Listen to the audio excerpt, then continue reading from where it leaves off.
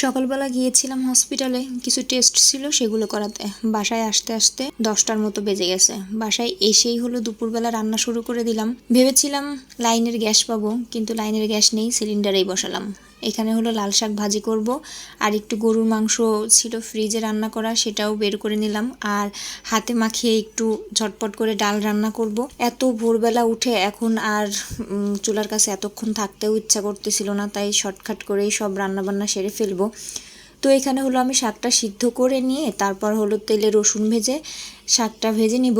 প্রতিবেলায় আমার শাক ডাল এগুলো যে কি পরিমাণে খেতে হয়, খেতে ইচ্ছে না করলেও জোর করে খেতে হয়। তো যাই হোক, মেহেরিমার বাবা হলো একটা ড্রাগন ফল কেটে দিয়ে বলল যে রান্নার মাঝে মাঝে এটা খেয়ে নিও। যত যাই হোক না কেন, যত কাজই করি না কেন, এর মাঝেই আমার খাওয়া চালিয়েই যেতে হবে। তো লাল শাক ভাজিটা হতে হতে হলো এদিকে হাতে মাখিয়ে ডালটা বসিয়ে দিব।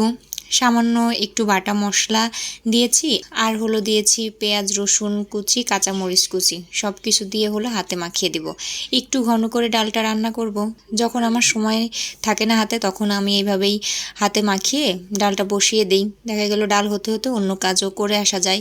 আর এই তো ডালটা বসিয়ে দিলাম আর শাকটাও নামিয়ে নিলাম। সেদিন যে মেহেদি পাতা ব্লেন্ড করে রেখেছিলাম ফ্রিজে, সকালে হসপিটালে যাওয়ার আগে সেটা বের করে রেখেছিলাম। আর এখন এই তো চায়ের লিকারের সাথে মিশিয়ে নিলাম।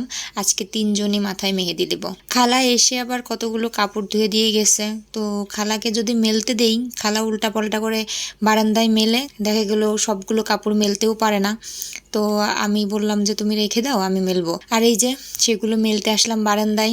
বালতি থেকে নিচু হয়ে কাপড় উঠাতে আমার কষ্ট হবে, তাই আমার পাখিটা এই যে আমাকে কাপড় ধরিয়ে হেল্প করছে। আর দেখুন কি প্রাণপণ চেষ্টা করছে নিজে একটা কাপড় মেলতে।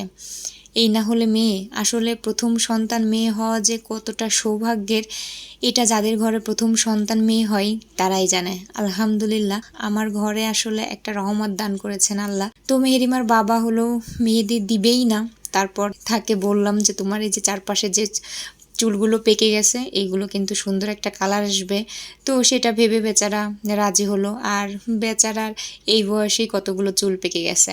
আর আমি এটা ভিডিও করতেছিলাম, এর জন্য ও বলতেছিল যে তুমি এটা ভিডিও করতেছিল, ওকে কি বলবে। আমি আবার তাকে বললাম যে লোকে কি বললো সেটা শোনার টাইম কি আমার আছে?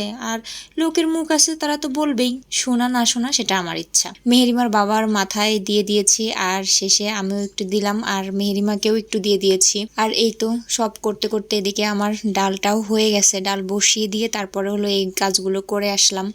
আর এই যে গরুর মাংসটা বের করে রেখেছিলাম, সেটা একটু তেলে রসুন ফোড়ন দিয়ে তার ভিতর হলো একটু জাল করে নিব। ফ্রিজে রাখা যে কোনো মাংসই যদি বের করে এভাবে রসুন তেলে দিয়ে জাল করা যায়, তাহলে কিন্তু খেতেও খুব মজা লাগে, আবার আলাদা একটা ঘ্রাণও আসে। ফ্রেশ হয়ে হলো খেতে বসলাম। বাবুকে ওর বাবাই খাওয়াচ্ছে। ছুটির দিনে বাবুর সব কিছুই ওর বাবার দায়িত্বে, মানে আমার তেমন কিছুই করতে হয় না। তো যাই হোক, আজকের মতো এই পর্যন্তই। ভালো থাকবেন সবাই। আল্লাহ হাফেজ।